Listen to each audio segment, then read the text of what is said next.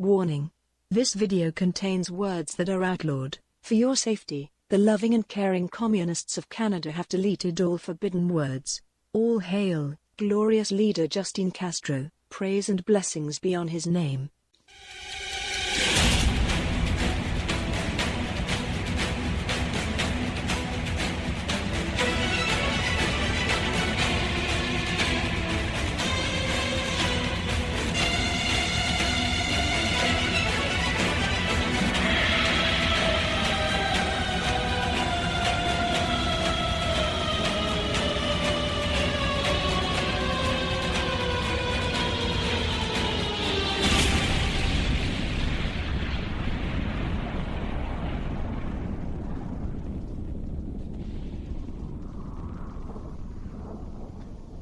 Okay, sorry for the false alarm. I actually wrote my 3 guests down out of order. I looked at my book and I went, whoops. Okay, now you know what?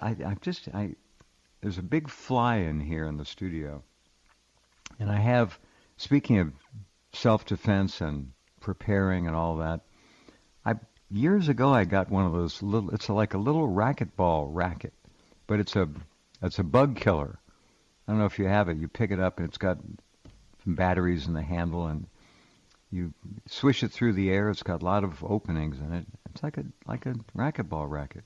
Anyway, you can knock out mosquitoes, flies, anything with that. It's pretty neat. I always keep one nearby. So if I act startled here in a few minutes and you hear noises, I'm going after the fly. I don't like flies.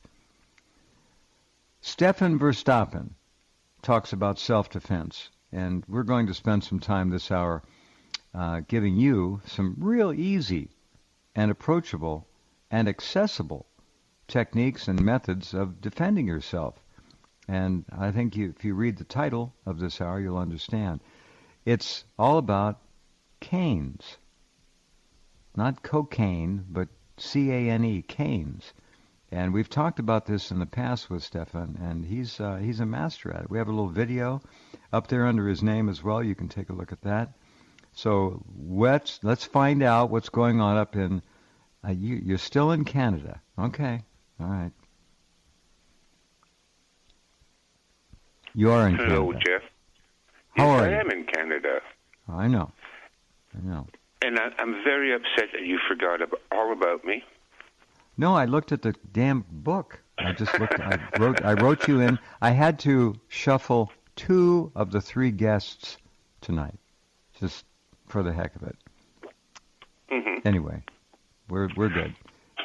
Okay, well, 1 more hour, Jeff, and then we're done for the day. No, you can have the weekend off. In fact. Yeah. Well, don't you take the weekend off? You got to be kidding. You're joking. Seriously, I am up till 3 to 4 a.m. 7 days a week because my webmaster is in Brazil, and there's a 6 or 7 hour time difference. Anyway, wow. I'm working on doing something to give myself a little better break. I've had common 18-hour days. Anyway, okay. Yeah. So what's going on? Everybody getting ready? Are we understanding that tomorrow is NATO's meeting in Brussels, and they're going to perhaps decide on whether Ukraine gets the green light to launch American long-range missiles, ATACMS, ATACMS I call them. There's probably another way to pronounce that acronym. At any rate, that's the deal. And if they give Madman Zelensky the green light, Putin has made it very clear that there could be enormous, unforgettable global consequences. It's getting to be that close. Well, it's not looking good, Jeff. It's not looking good. Here's the word. Hold on. Here's the word for word quote. Quote, Putin, the world is facing a fatal and irreversible turning point. End quote. And he's clearly talking about the NATO meeting in the morning. Huh. Well, I'm not surprised. We know they've been trying to start World War III. That would certainly put an end to the election, because I don't think there's a hope in hell for camel toe to win this, but you don't know. They're going to steal it. Who knows what they're going to do? There's no winning or losing. It's a selection process, and I believe they've scripted this entire year, and I think they know exactly where it's going to go because they're making it happen. Yep. They're playing it very shrewdly, though. Well, when you control the media, you control most people's reality. Yeah, that's why I always said, well, not always said, but I've been telling people that, you know why there's this big fixation on a democracy, why we always have to install democracy and defend democracy. Yeah. Is because democracy is code word for rule by because they control the media. So they own the media.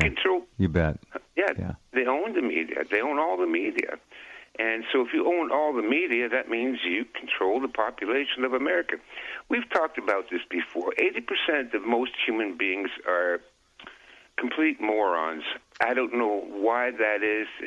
There's a number of... It's by design. It's engineered. It's been done intentionally. Not to mention the 80% of Americans who have been in with those utterly destructive so-called destroying humanity. This is genocide. Oh, and by the way, there's nothing in mentioning the fact of the matter. Own American media, virtually all of it. And that's just a fact. There's nothing. Any person would admit. I'd honestly admit. I think that there's nothing anti-Semitic. If you start labeling facts as something that is not allowed to be mentioned, you no longer live in reality. Go ahead. No, that's right. I first learned about Jewish control of media about, back in 1997. I had just finished writing my first book, and I wanted to sell it. So I bought a book called The Writer's Market. This thing is like 800 pages, so it's pretty expensive. And in the book, it lists every publisher, every newspaper, trade magazine, and it lists it by publisher, and it also gives you all the information, the contact information, how many books they publish a year, who the publisher is, who the editor is. So I'm going through this book, page by page. I'm looking for, possible publisher for my book. And because I'm European descent, I'm very familiar with Jewish names. I'm a Dutchman. The Jews love the Dutchman for some reason. And I'm going page after page after page. And who's the publisher? Well, Isaac Cohen. Who's the editor? Donald Schlipstick. And page after page after page, I'm not kidding, Jeff, it was all Jewish names. Every publisher, every editor, except for a couple examples. Now, the other thing the book showed you was how many books a year do they publish. So every publisher that published more than 3 books a year was all Jews.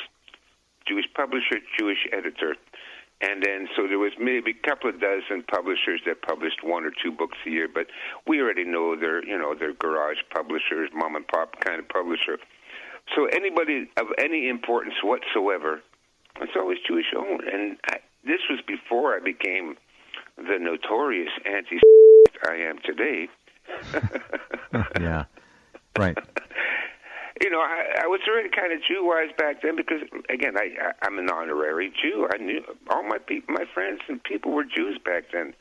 And they all liked me. I got along really well with them. But I'm looking through this book and I'm going, wait a minute, actually, I don't like this. Why is every publisher of every book, every magazine, every newspaper a Jew? So then from there, I merely extrapolated. So you can do that with print media, but you can also do the same thing with electronic media, film, TV, radio, and you'll find exactly the same result. If any of you doubt any of this, there are wonderful books, mostly written by Jews, bragging about what they've accomplished. How the Jews invented Hollywood, an empire of their own. That's a title. How the Jews invented Hollywood, an empire of their own. written by, he's a film critic, Neil Gabler. Read it. Right. It's right there. There's no, but you're not allowed to talk about this, you see. And I remember somebody telling me about a Jew he knew, very powerful. I forget what business world he was in. They had a private dinner in New York, and they were mostly all Jews there. In fact, I think they were all Jews. And the one guy began talking about how they were going to influence the upcoming presidential election. This is 25, 35 years ago.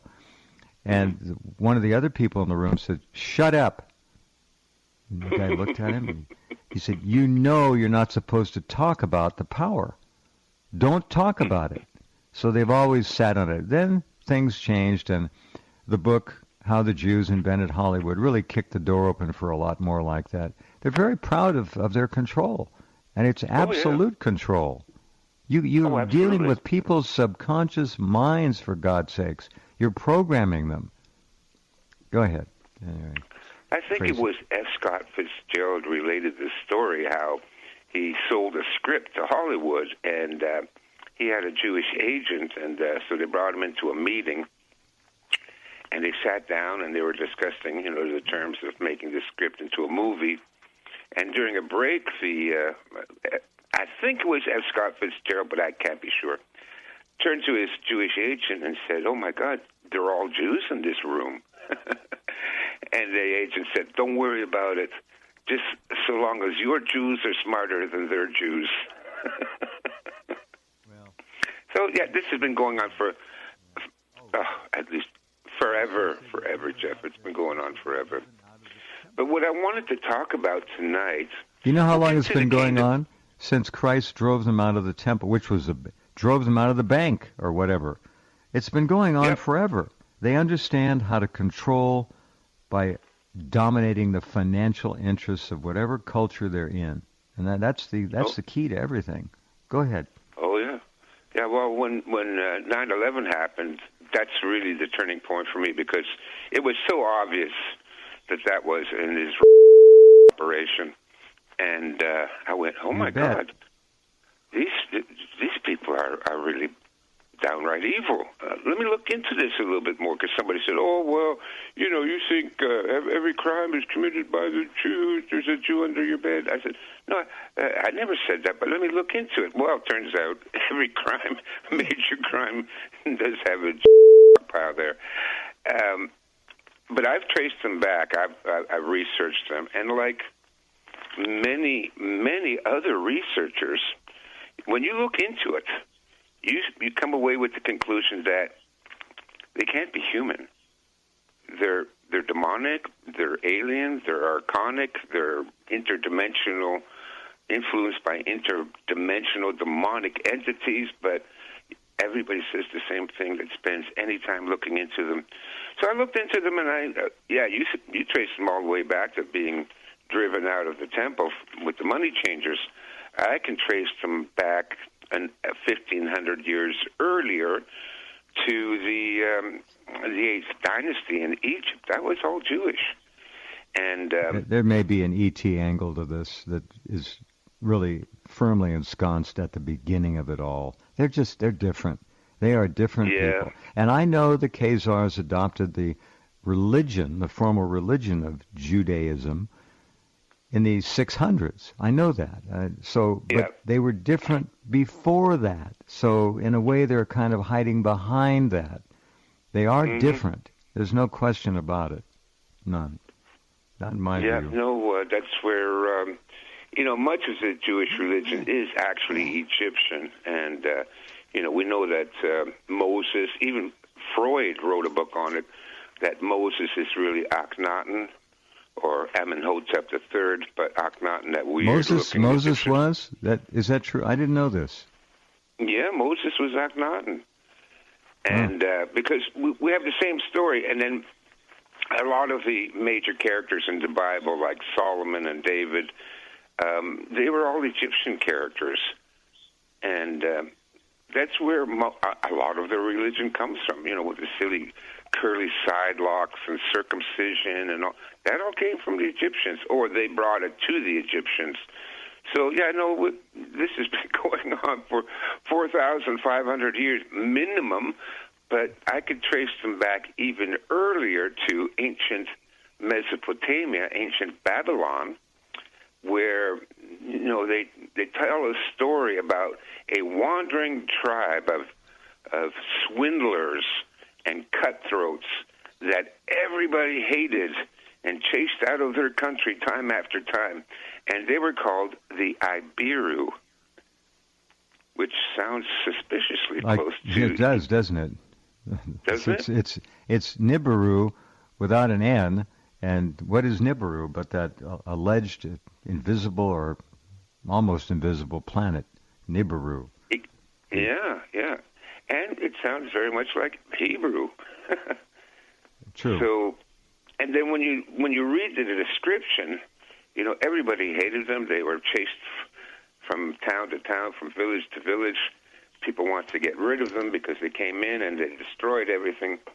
So I'm thinking, well, there's the old saying, past behavior predicts future behavior. And I would say, well, present behavior predicts past behavior, because it sure sounds like them. Yeah. Well, but the anyway, mentality, the psychology, the lust, and it is lust, for control and dominance is unique to that group of people. It's 0.02% of the world population. Yeah. And my God, look what they control. And I've said it 1,000 times. I have to tip my hat to them. This is an astonishing achievement they pulled off. They've got the formula of domination. Yep. It's evil, but they've done it, and they're very proud of it. They are. And it's a familiar pattern that's repeated over and over again. Speaking of familiar patterns, I just, in the last week, I had a couple of consultations with people that had previously booked with me. So for those, for your listeners, if you want to speak to me about preparedness, go to my website, China Strategies, and click on the button that says consulting, and I'll spend 2 hours with you going over everything you need to do to get yourself up to ChinaStrategies.com? Yes, please, yes. China Strategy. I didn't know that was the name. All right, ChinaStrategies.com. Very good. And if you want to talk to Stefan a couple hours, do it. That'd be good. Yeah, no. Everybody I talk to, they all have a good time. We laugh, we cry. I'm sure. And I adapt my advice to your situation, where you are, where you live. And well, I sent out some emails saying, well, if you want a follow-up consultation, I'm going to offer a discount. Now, most of these people I haven't spoken to in 4 years, and they get this email. But I booked 3 more consultations this week, and I'm talking to people in northern Idaho, northern Michigan, and New Zealand, and it's the same pattern all over the world, exactly the same. First of all, send in millions and millions of illegal aliens, exclusively from third world countries, meaning the most destructive, the most primitive, the most violent. Then, just like the Communist Manifesto, or one of the communists wrote, we will crush the middle class between inflation and high taxes. Well, there we go. Everybody's taxes is going through the roof, their property taxes, and of course, the inflation. We're all being squeezed out of the economy now. People are suffering everywhere. And then the other thing is, when the immigrants commit crimes, don't arrest them. That's happening all over. That's happening in New Zealand, Australia. And then you have courts and judges who are obviously raving communists, and let them go. And they let them go. Yeah. So, the fact is that this is happening happening exactly the same way all over the Western world, Europe and no America, coincidences. Canada. No. What a coincidence. Exactly the same. Refugees, inflation, lacks on crime prevention, lacks on prosecution. And who are the people that do get arrested? Anybody that complains about it. Pretty much. It's the same the world over. But guess what? This same program, the same strategy is played out in ancient Babylon. It destroyed Babylon. It destroyed ancient Greece. It destroyed ancient Rome. It destroyed, the Persians. And then, they infiltrated every European country and they were kicked out. But it's the same playbook over and over and over again. Unbelievable. What I think happens is that they've adopted a survival strategy of a parasite. And that's why they go from civilization to civilization, from country to country. Whichever country seems to be, the most prosperous, well, there they'll go. They'll move in and they'll take over the money lending. They'll take over the education. Of course, they set up lots of stills and do the drug dealing and pornography and whorehouses, and it's the same over and let over. me say something about that. First of all, nothing that has been said on this program has ever been anti. Forget it. This is a journalism platform, and facts are facts. Sorry. Yeah. If anybody disagrees, fine. Go to another program. I forgot what I was going to say. Go ahead. Finish up that thought. Well, that's the only thought I have. It frustrates the hell out of me that I can't name the facts.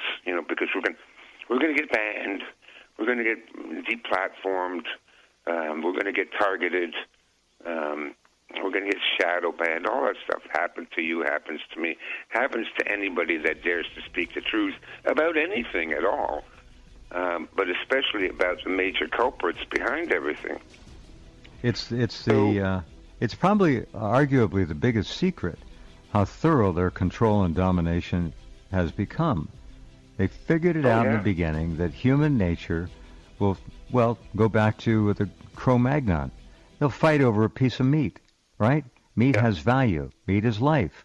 Now meat is money, and it's the same thing. You control that impulse, and you control everything, and they figured it out. So that's that. Yeah. Well, it's not really hard to figure out, because what I was going to say before about 80% is that we have so many statistics that divide humanity into 80-20. There's the Pareto principle, which is 20% of the population, or 20% of the people in your organization will produce 80% of the benefits. Yeah, there you go. Yep. The other 80% are just, they're just there, but it's 20% that really do everything. And also they did a study about people, whether they have an inner dialogue. I found this very interesting.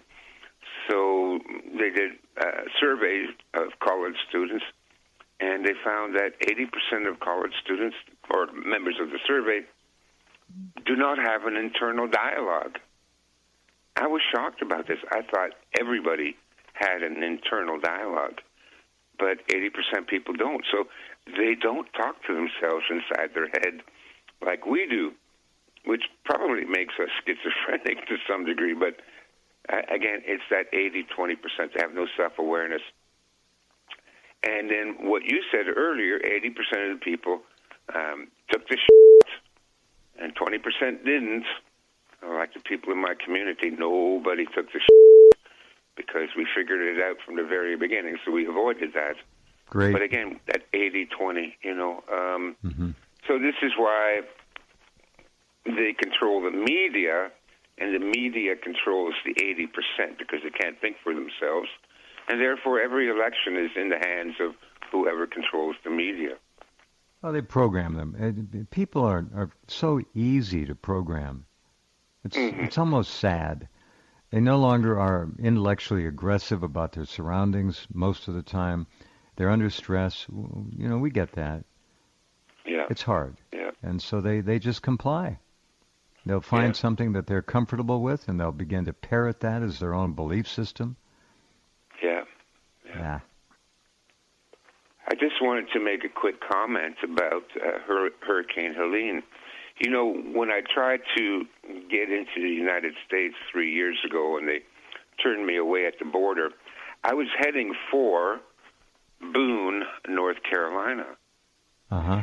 And so when I seen what happened there and the absolute inactivity of FEMA, never mind the Red Cross, does anybody even mention them anymore? I was infuriated. You know, billions of dollars to Zelensky, billions of dollars to Israel, another $100 million or something to Libya and everywhere else, and they don't have money to rescue Americans in North Carolina and Tennessee. They don't have the money for that. I was furious, and I watched all the reports, and guess who took care of them?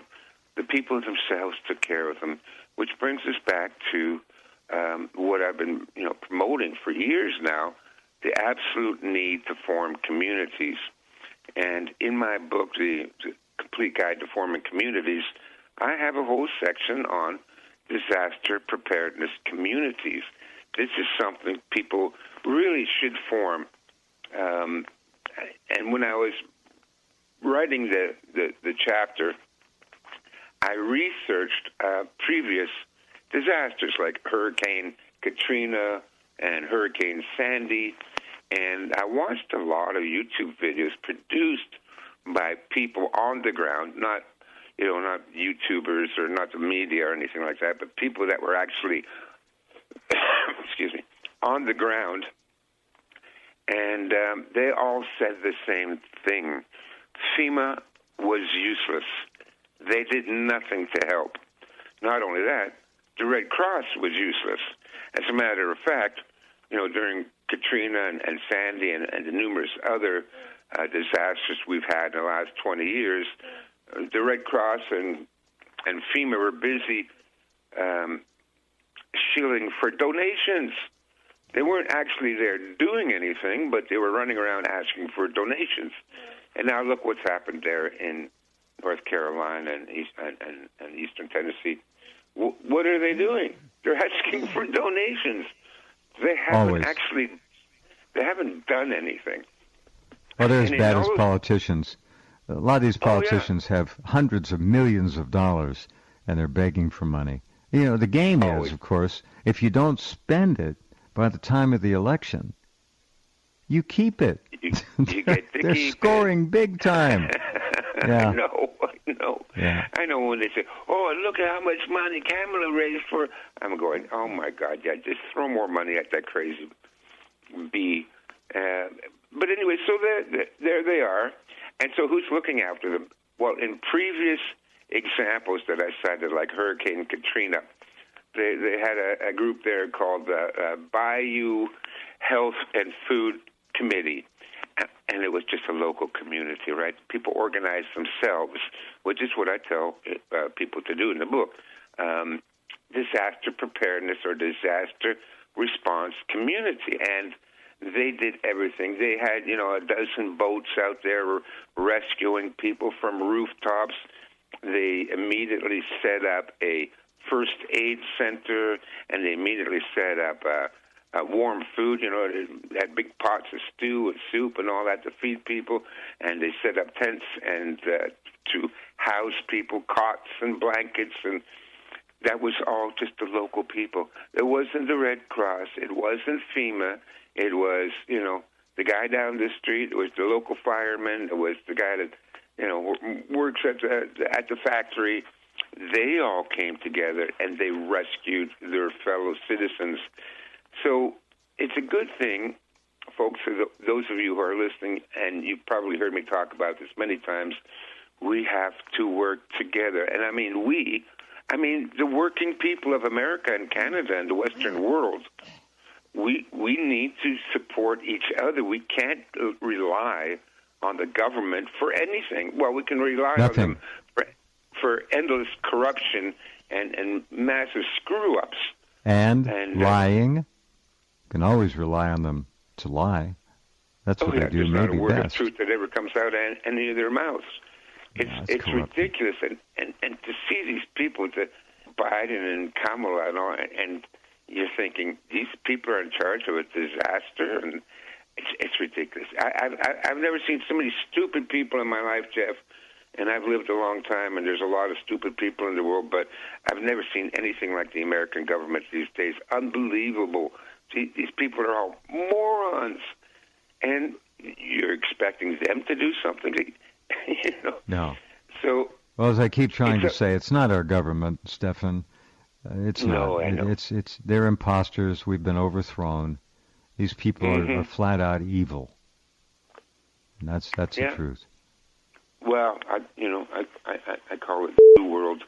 You know, their poisonous mentality has infiltrated everything. Feminism, and the education system, and every ism. System. They create every ism. Everyone. I can't think of one they don't. Yeah, and all of them have been poisonous. Yuri Bezmenov said it's their effort to demoralize us. That's right. And for a large part, they have succeeded. They've demoralized a lot of people. I get what I call black pill people all the time. People that tell me that, I don't care about survival anymore. It's the end of the world. I might as well just die. Well, this is called demoralization. And in strategy, in warfare, if you do not have the will to fight, you've lost already. And so I would say 80% of America has lost already. They're not fighting this. And therefore, that demoralization, that black pill, you're going to die then. Yeah. Congratulations. I want to say that Yuri Bezmenov impacted me like he did you with his truth. It was all there. And if you haven't seen Yuri Bezmenov, Bezmenov, Bezmenov, you've missed it. Go look at it. You can see it on YouTube. I think it's still there. The man told the truth about how they were going to overthrow the formerly United States of America. And it's very simple, and they did. This is not our government. And Americans are not going to rise up and throw the bastards out.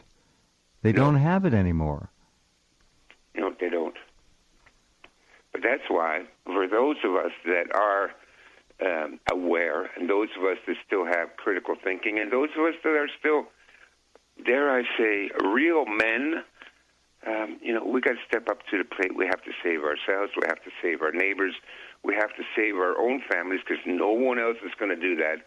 And the way to do that is to work together. But, oh, boy, good luck getting people to work together. But if you did, you could see what happened with just this tragedy, with this disaster. They get things done. Imagine if they had the billions of dollars of FEMA. But these are average Joes, blue-collar, middle-class, working-class people. And they organized, they collected all the food and equipment they needed, and they risked their lives to save and help others. This is what we all have to do. We have to separate ourselves from this corrupt government and take care of our own needs. And Jeff's been following our community here. We've got our medical team, we've got our food team, we've got shelter, we got defense and security, and those are the things you're going to need during a big disaster. So you're not reliant on the government to help you. And that's what they do, is they try to get people to become addicted. Well, the government will save us. The government will take care of us. The government is not your friend. The government is your enemy. You need to take care of yourself. Self-reliance. But that's not commonly thought about anymore. Long as the ball game is on and the stadium is full and there's beer in the fridge, bread and circuses prevail. Yeah. And I know I get a lot of people that write me all the time saying, I'm trying to get people organized and trying to get them to work together. It's not working out. Excuse me. I'm working on it. I've come up with numerous different solutions to that. How you can get people to work together, but again, it's part of the programming. We've been programmed not to cooperate, especially white people. Oh no, don't get together with other white people. That would be racist. Unbelievable how they've controlled this. It's true. Yeah, no, well, geez, I'd rather be around white people than the 10 million Somalians they let into the country. Because actually, you know what? I don't really care for Somalians too much. Oh no, that's terrible! You can't do that. You can't work together. Every white person must be completely isolated and on their own without any support from their fellow Americans, and that way they're easier to pick off. I don't know what to say, but listen, I keep fighting it, and those that know me keep fighting it too. There are a bunch of us. We do form communities. We do, work to help each other and to. Well, you've seen all my videos on the community. They're wonderful. Yeah. Yeah, aren't they wonderful? And then the video. And let me say one other thing. The people in your community are extraordinary people because they are aware, they're intelligent, and they think in terms of solutions. Common sense, pragmatic, practical people. People left to their own devices usually will respond with that kind of an approach. Look at North Carolina. You're seeing people helping. Those are human beings at their best in many ways. And you have brought that out in your group, that primordial instinct to help and to share and to protect. That's what the government takes away. They don't like that at all. Yeah. Well, I'll give you one little strategy. I was quite surprised. Now, Jeff, you know how rare it is to have an original thought. Anymore, yeah. Yeah, but I did have an original thought a few years back, and I tell people about it, and I call it the cookie strategy. Do you remember me talking about that? I can't remember. No. Oh, okay. So I'm doing a follow-up consultation with a few of the people that I spoke to like 4 years ago. And one of them, I'll mention his name, Tom, because he's listening. He's a big fan of yours. He just sent me an email. He says, I was at Jeff Rentz. I love Jeff Rentz. And he says, you're going to be on in the third hour. I'm looking forward to it. So Tom was a guy I spoke to 3 years ago. He had just moved. He escaped California, and he moved to northern Idaho. So that Coeur d'Alene area, that whole area is very pretty up there. There are, unfortunately, in Coeur d'Alene, I understand, to the best of my ability to research this, that there are some communist types in that city government up there. And that's too bad. That's a great area, though. Good job, Tom. Yeah, that's what he said, too. That's what Tom said, too. There are some communists up there, but he said for the most part the people are, they're, real Americans, self-sufficient, self-reliant, independent thinkers. That's why you move to northern Idaho. You don't move there because you enjoy the winters. But anyway, so he said, what are the things you told us last time, 3 years ago? He said, I've been using it, and it's worked perfectly. I said, oh, what was that? He said, the cookie strategy. And I said, oh, the cookie strategy? So what is the cookie strategy? So a lot of people tell me, I want to meet people and I want to get together, and I especially want to make friends with the local farmers and the local food producers. How do I do that? So I came up with this strategy. I said, listen, bake a bunch of cookies, right? Some, me, I like the soft cookies, the ones that you can bend, and put 3 cookies in a little brown, the kind of the gooey cake. Yeah, I know what you're saying. I had never thought of cookies being bendable, but that is kind of cute. I got it. Okay. Oh, okay, yeah.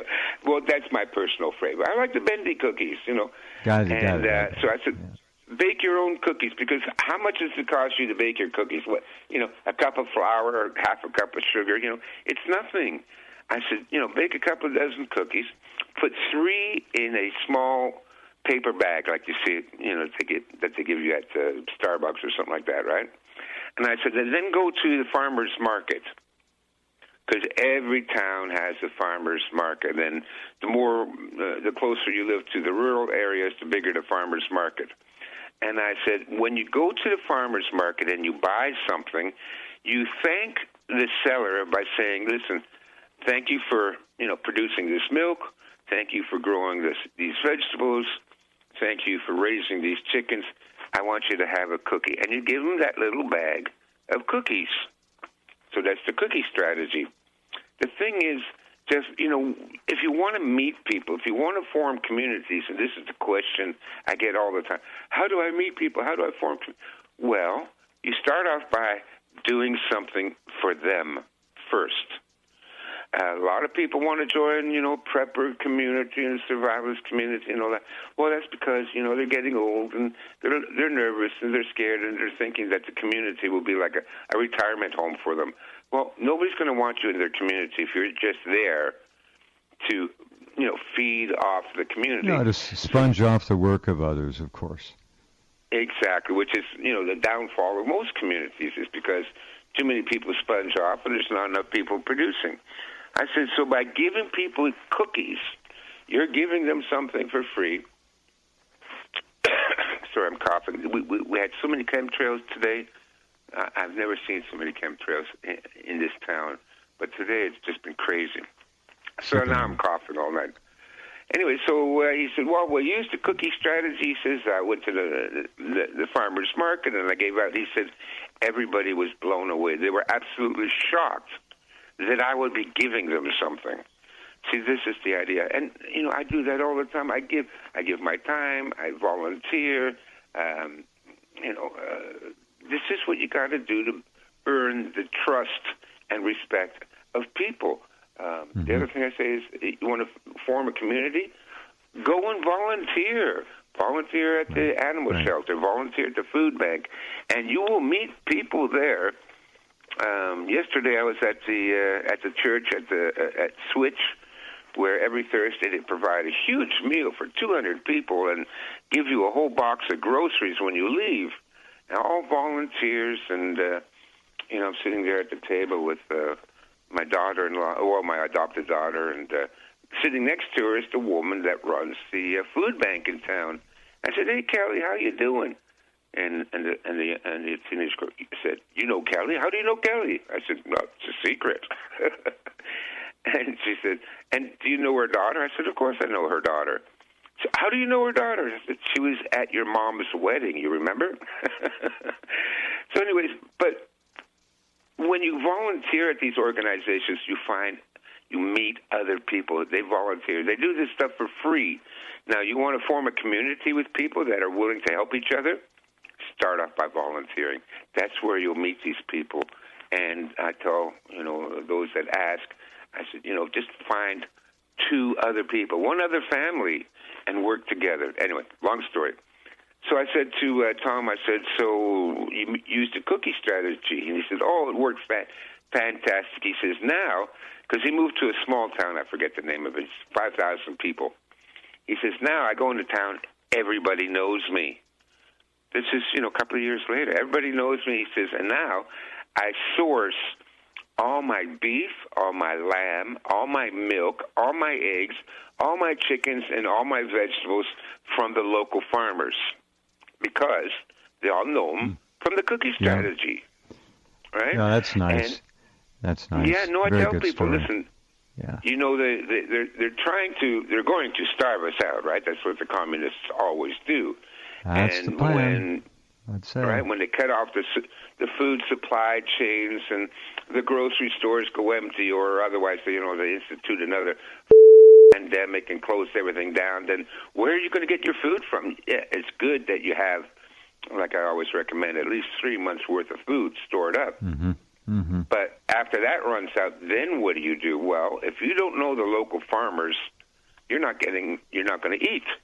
So it's really important. And he says he sources all his food now from the local farmers, and they're happy to do it too because, he pays them. It's a fair price. So, they're able to sell their produce, and but he's able. They know him. They know him by name. They know who he is. So Very that's good. one positive thing, right? The cookie strategy. It's so simple. Yeah. Bake some cookies. The people I spoke to in New Zealand, they said the same thing. They said, "Oh, by the way, we used your cookie strategy." I said, "Really? What happened?" He said, "Well, we got to get we get our dog food shipped in bulk." He says, "But they won't deliver to a residential address, so they will only deliver the bulk dog food to a veterinarian." He says, "So I went to the veterinarian shop here, and I brought brownies." Mm-hmm. And he said, so when I went to talk to the vet, I gave him a nice dish of brownies that we had baked ourselves. He says the veterinarian was blown away. He'd never seen anything like it. He'd never heard anything like that. That you're giving me brownies? Yeah, we just want to get to know you. Here's some brownies, And he said after that, the veterinarian says you can ship whatever you want here, no problem, no charge. We'll receive it. We'll store it for you until you come and pick it up. So again, it's give something first. And now listen, there's a psychological aspect to this too, because when you give people food, it's really primal, very primal. And so that you're giving them food really breaks down the barriers. They start to trust you more. Oh, especially when it's tasty like a bendy cookie. I agree. A bendy cookie. That's very smart. Anyway, No, kindness. It is. Look, it's the ultimate gesture of nurturing life. Food. Yes. Here. Food. Yeah. And it happens to taste great. Food. It's just, you talk about primal. Yeah, it doesn't get any better than that. That's a great strategy. How to win friends and influence people. Yeah, bake some cookies. Yeah. But it's true, and listen, now they've established friendships. They know each other. They trust each other. For sure. And that's how it starts. You got to do something for free first. You can't always just be in it. What's in it for me? What can I get out of it? No, do something. Volunteer. Do something for somebody else other than, constant seeking out your own gain and everything, which is the you-know-who strategy. That's the poison in the world. Everybody's in it for themselves. People are horrible. Well, they expect something back for whatever they do. It's their pound of flesh. That's what they do. Yeah. So you want to make friends. You want to make communities do something. Volunteer, bake some cookies, and donate them to the. I bought some Girl Guide cookies from my adopted granddaughter, a little 6-year-old Iris. But I gave those cookies out to the kids here on the street. I don't eat cookies, but certainly I don't eat Girl Guide cookies, but I'm supporting my granddaughter. And there's a whole, our gang out here. They're so funny, a bunch of these little kids, running around. Right. So we need to spend a little. We got a couple minutes. Let's talk a little bit about canes. There's a video under Stefan's name and guess, and take a look at it. It's just 2 minutes long. Canes. Yeah, it's very short. Okay, so that video was private. I just made it public now. So if you see there's only 58 views on it, it's because it's been private. That's me. It's a very short video. It's just a quick segment of me teaching our community here. So those are all people in my community there. You can see how many. We had like 40, 50 people turn out for that cane. They love the cane fighting. So the idea is that, listen, we're not allowed to have concealed carry in Canada. We can buy firearms, but we have to encase them in concrete and bury them under the floor. You're certainly not allowed to carry them. But your best weapon for self-defense is the cane for a number of reasons. One is it's already in your hand. So if you are jumped or you are surprised, Your weapon is already in your hand. It's a big game changer in self-defense. It's even better than carrying, because if you get jumped, you're walking down, Brooklyn Avenue or something like that, and suddenly somebody comes up behind you and jumps you, you won't have time to reach into your pants and pull out your pistol and turn it around on the guy, because they're on top of you. Remember, criminals use the element of surprise. But if you've got a cane already in your hand, and the cane is a deadly weapon, it's easy to kill with a cane, surprisingly easy, and it's very effective, and it's very easy to learn how to use it. If you learn a half a dozen techniques with a cane, very simple stuff, then you can defend yourself against multiple attackers, against people bigger than you and stronger than you, and it's very effective for that. And also, a cane does not arouse suspicion. You can, listen, I tell people, fake a limp. So if I'm taking my cane in downtown Toronto, I'll just fake a slight limp, right? And I'll use the cane so I don't look suspicious. It's not like walking down the street with a baseball bat. You're going to attract everybody's attention. But if you carry a cane, it doesn't. And if you add a limp to it, then people think you're disabled. And that puts them at a disadvantage because they underestimate you.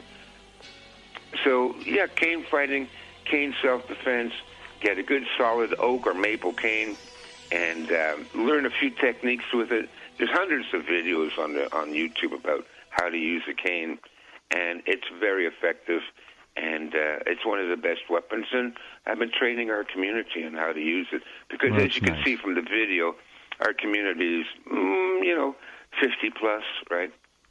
Nice people. You can tell. And it's good to see you interacting with them like that. Very nice. Nice video. Thanks for sharing that. Yeah. Oh, you're welcome, Jeff. Thank you. All right. I know you like that. Anyways, folks, do not get black-pilled. Stay positive. Oh, the last bit of advice I had for the people in New Zealand was, he said, I'm thinking of picking up the guitar again. I said, absolutely, pick up the guitar, practice. And the wife said, well, I was hoping he would teach me. And I said, well, how about you pick up the dulcimer? It's a beautiful instrument. Dulcimer. Yes, it is. Yeah, that's a good point. Very good. It's a great sound, and it's also the easiest stringed instrument to play. And I said, in that way, you and your husband can play together, and it will uplift your spirits. And the last thing I want to say is, we're on the Titanic, and we're going down. And as we're going down, I'm going to be playing with the band. Good. Well, you keep playing. All right. A lot of people are listening. You be good. Take care of yourself, Stefan, and we'll look forward to our next chat. Okay? Thank you, Jeff. You too. All right. Bye-bye. Okay. Good night. Stefan Verstappen. And do look at that video. Very nice. Canes. Amazing. Okay. Have a good weekend. Back with you on Monday. Take care, and we'll talk then. Warning, our neurosensors have detected subversive thoughts. We will now activate our 5G control towers and erase the last 42 minutes of your memory. Stand by.